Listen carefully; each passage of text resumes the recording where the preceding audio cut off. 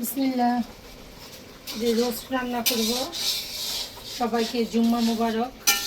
আগামীকাল শুক্রবার রোস্ট রান্না করব।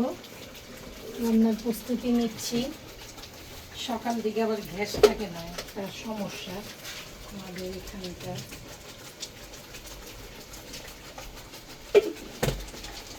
এখানে দেখো হ্যাঁ, এদিকে রোস্টের মশলা দিয়ে দিলাম, রাঁধুনি রোস্টের মশলা।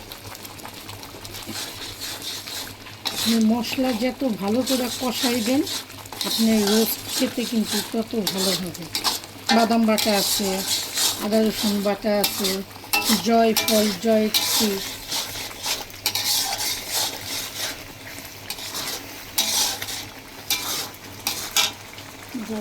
কমাই দিই।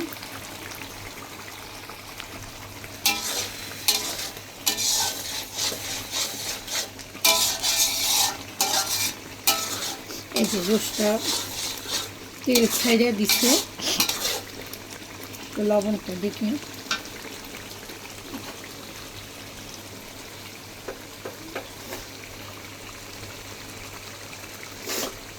লবণ দিয়ে দিলাম।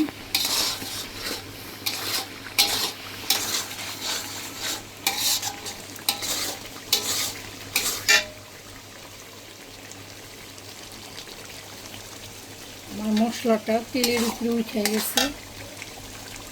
বিসমিল্লাহ।